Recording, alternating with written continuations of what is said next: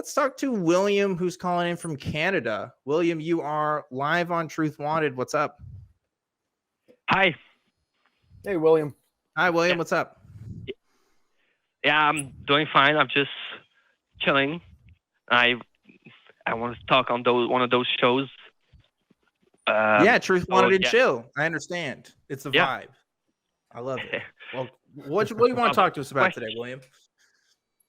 Well, I was first about the question you guys asked. Is humanism is a valid worldview? What's about it that's valid? Like what's the valid? I don't understand it quite. Sure, yeah, like Dan, if you want me to jump in. Yeah, go for it, Drew. You jump in on this. So I mean, humanism, I suppose, can be defined a few different ways. There is some aspect to humanism being in the eye of the beholder, proverbial speaking. But largely how it's seen, kind of the common thread is humanism is this idea, this concept of simply, nice and simple, being humans helping humans with human-based solutions to human problems, right? So it's very much centered on humanity rather than humans looking towards external resources like a god or other supernatural qualities to try and help solve our problems for us. So humans looking to humans, helping one another out to find human-based solutions to human problems. So that's how I would define it. Within that, something that can be helpful to see and to recognize is this leads to a view of humanity where we're all autonomous. There's no outside force or any outside creed or dogma or holy book that instructs us, even in what is truth necessarily. And that's where I say earlier that it's kind of this eye of the beholder kind of concept to it, right? Each human is fully autonomous with no other human having any authority to define it over another. But typically you'll find sort of this progressive, right? Humans helping humans. So sort of this progressive values vibe to it, right? Ethical development, social justice, altruism, humans helping humans, humility, environmentalism. Let's make the world a better place and all that jazz. So is that helpful, William, in kind of spelling that out a little bit for you?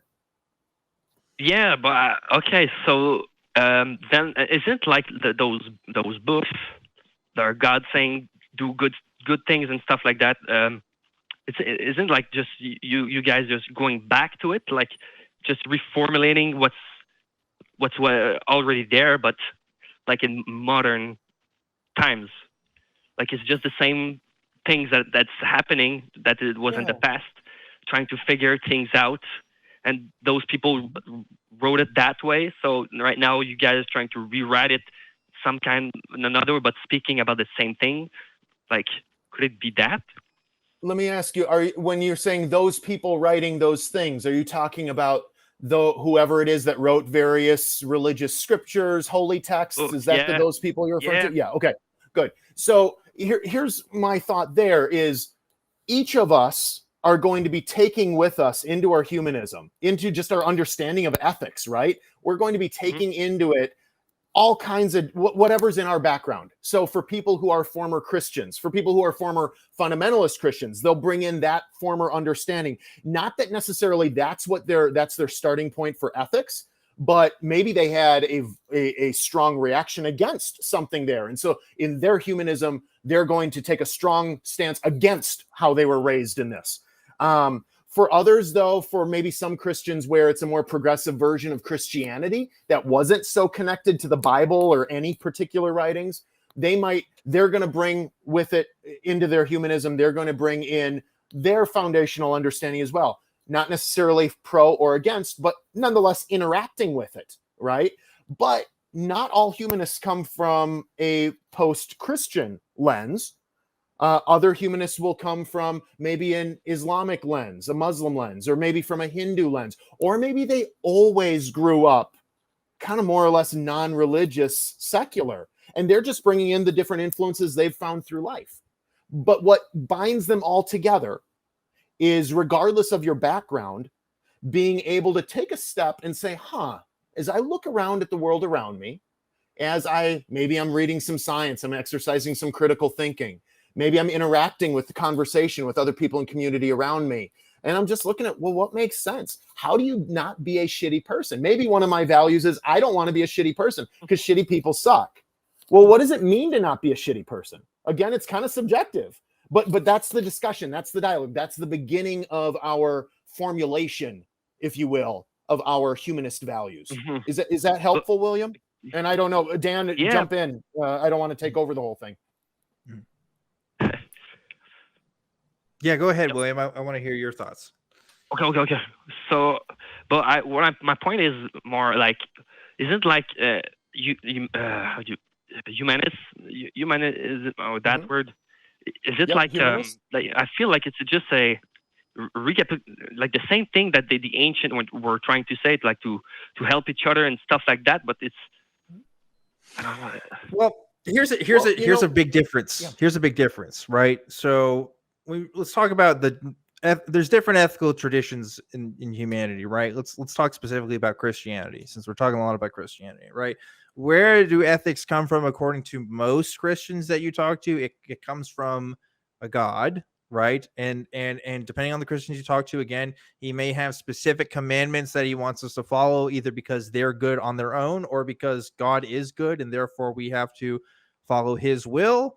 And humanism almost universally rejects this notion that ethics in itself, why we do the things that we do that are good, our reasoning for why we do the things is centered in any religious principles, in the sense that it comes from a God, or it comes from a holy book, or it comes from a preacher.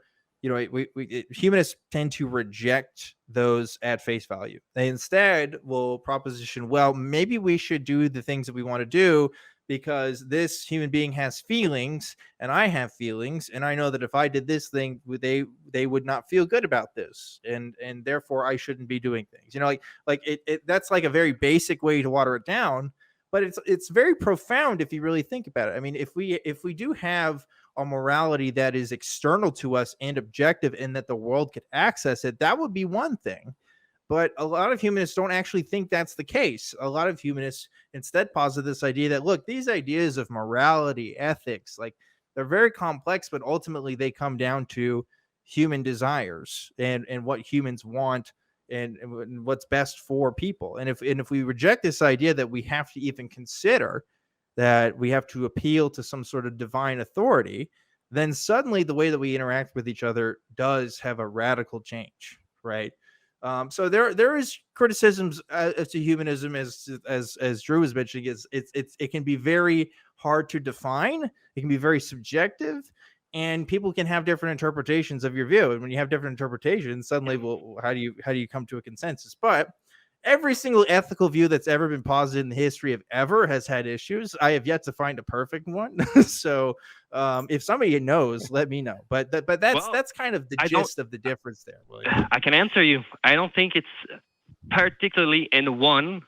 It's like through all, but there's like a common thing between all of them that we can link together and make something. And I think like with humanism, it's like another attempt to do that, but like in modern time, and like it's like a new religion trying to making his own prophet and his own book.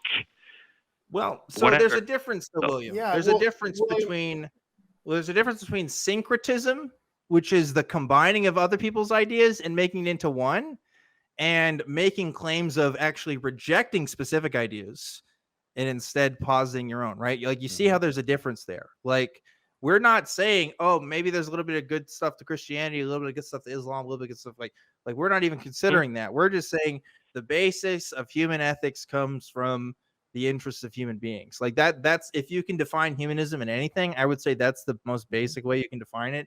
And that is a unique claim. Okay. That's not a syncretism. Yeah. That's not taking stuff from other religions. No. That is a separate thing unto itself. But right? Couldn't like religion can come out of that line of reason thinking? Here's like something I would suggest, William. So yeah. What do you mean by religions come out of it? Can you explain? Because I don't know what you mean by that. Well, like It's like we're still human, and we have your consciousness, and we're still trying to figure it out, like through all time. And I see it like humanism is like another attempt at it, but it goes back to the same thing, to try to do good. And yes, I agree. Let me ask that you this, William, if I may. Yeah, go ahead, Drew. Yeah, take it. William, when I know you've mentioned prophets a couple times, and how, but yet also talking about how this sounds very much like kind of what we've found with religions throughout. I mean, religion isn't I would suggest religion isn't necessarily defined as having to have a theistic element to it or a God's element to it. Do you see, when you say that this sounds religious or inevitably religious, what do you mean by that? Because humanism specifically, explicitly does not have prophets. It is incompatible with the idea of having a prophet or an official spokesperson. So how do you define religion? Promoting it, talking about it, just it being there. It's, and people talking about it, wrestling with ideas and trying to search for answers and that, and try to see if it works. All that. Well, something's it's like a foundation for something else, and it's building up on it. Yeah. It's like all religion. What I'm hearing here, William, and correct me if I'm wrong, jump in if I'm wrong. So when I asked you to define religion, you did not bring up anything that I think was even remotely close to the concept of a God or supernatural beings. It was humans in conversation with one another, trying to advance humanity. And if that's how you define religion, then there is an offshoot, or some folks consider humanism to be a religion, but a non-theistic religion. So I participate in and am on the board for a congregational humanist community that is considered, that does have a religious exemption. So congregational humanism is a thing that can be considered religious, but it's non-theistic. There's no belief in gods. There's no prophet. So if you look, there's studies, we could talk another time. Ninian Smart. Oh, okay. Well, let me just say, Ninian Smart, he's this old school guy, this scholar who talks a lot about like the trends, religious trends, looking at around the world at various historical religious movements. And there's 7 different layers of what makes various religions. Only one of them is theistic or epistemological type things, belief components. And not all religious traditions have all 7 layers. It's very easy. And as you look at various segments of all the world's major religions have had different segments within them that have from time to time been non-theistic. There are Christian churches today that are explicitly atheistic. So yeah, you can be religious and also be atheist or non-theistic. At least I would suggest that. So from that lens, yeah, humanism can be religious, but again, no prophets, no official spokespersons. It's all about people helping people in community. Well, it talks for itself. Yeah. Yeah. Okay. Yeah. Yeah. I mean, William, we can talk about like how do you define the word religion? And if you're using the word to say, well, it's people, again, like Drew put it wonderfully, people in conversation and investigating to figure out what's true, then yeah, absolutely. Humanism could be counted as a religion. Okay. So what? Yeah, if you use the word broad enough, sure, that you can count all of science to be a religion. You can count people going to school to be a religion. I mean, like at some point the word stops becoming useful, but when humanists make their critique of religion, what they're really talking about is the sacred cows of religion. They're really talking about the things that are traditionally no-nos to talk about and no-nos to criticize, that a lot of communities aren't as willing to take a second look at and reconsider. And that's a big thing for a lot of humanists, is they saying, no, we should look at this. We shouldn't have sacred texts. We shouldn't have texts that can't be revised or remodeled. we shouldn't have particular people that we have to take whose absolute word is gospel, right? So like there's some central tenets there to humanism that do make it distinct from other religions, if you still want to consider it a religion, but it is different. I mean, you can't say it's exactly the same, you know. But it'll only go back to the same thing. Like some people gonna shine above some others, and they're gonna be like more like a prophet in quotes. Like more people gonna listen to them. Some gonna be brighter, so it's. Okay. I think it goes back. But again, what's the problem with that? I mean, when you define terms so broadly, a prophet can be anybody who has a following. I mean, you just described like wrestlers, like the World Wrestling Federation might as well be a religion, because there's some people that become really popular. Well, okay, so if we're talking about truth claims about reality, so that's a bit different, because I don't know. Correct me if I'm wrong, Drew. You're more in the know with the humanist communities. I don't know if humanists actually make truth claims about reality. I don't think they have a defined epistemic. I think they have recommendations. I think they should say you should use like science and reasoning maybe, but I don't think there's like an absolute defined like truth claim. I mean, correct me if I'm wrong. Is that anything? When I hear truth claim, it's somebody standing up and saying, this is what reality is, period. As opposed to that, there's a lot of humility in humanism, at least usually. I mean, you have some humanists who aren't very humble about anything, but generally speaking, though, I mean, it is considered a virtue or a value of a lot of humanists and of humanism to be humble in your stance. We don't know. We're open. To what science teaches us, to what experience teaches us, to what other humans in community teach us. We're very open to learning, generally speaking. So, I don't know that I've ever heard a humanist say, this is a truth claim. It is, period, especially something that they just made up. So humanism is it's like malleable. There's never going to be something concrete about it. Humans, I mean, like what's humanity? concrete is that we value humans. We value humanity, and we all want to work to see it progress. I mean, that's really what it is. That's what's concrete. We all need to and want to survive, at least generally speaking, right? And so because of that, we're going to work together. So a lot of people describe humanism as a movement. Maybe that's helpful. There's lots of movements, things we get excited about. Humanism is, I would suggest humanism can be even more a lifestyle than a philosophy. I would define humanism more as a lifestyle than as a philosophy for me personally. There you go. Well, I do appreciate having this conversation with you, and I definitely wish we could talk more. Unfortunately, we are at the end of the show here, and I do need to kind of wrap things up. So I am going to let you go. But if you do want to call in at a different time and maybe continue this or talk to other people, I'm sure some people in the live chat can tell you about it.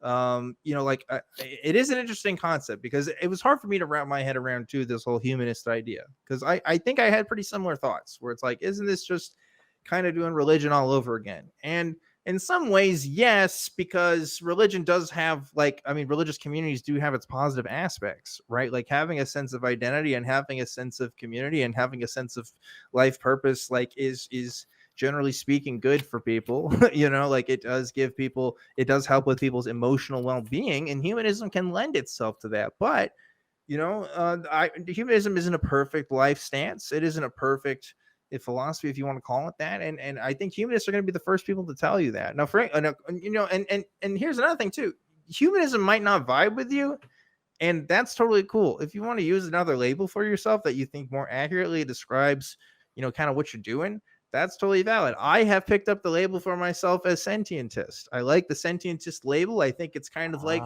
humanist plus, because I think that humanists could take more animal ethics conversations into consideration, that we always talk about what about human values, and I'm like, what about sentient beings values? What about people, beings that have thoughts and feelings that we can consider valuable there? So it's humanism may not be perfect. It may not be what we all need at all times, but it can be a start for people who are deconstructing from a background of faith where their religious identity was all that they had, and they need something to fill in. They need something to kind of get there. And I'm not going to sell humanism short and say that's all it is either. There's a lot of great humanists that do a lot of awesome humanitarian work that talk about what the extent of this life stance or philosophy can get you, where it can take you. But it fulfills a lot of needs for a lot of people. So it is hard to define in a single instance or conversation. But hey, we are getting to the end of the show here. We got to start wrapping things up. But I need to thank Drew for being an awesome guest today. Drew Bekius, thank you so much.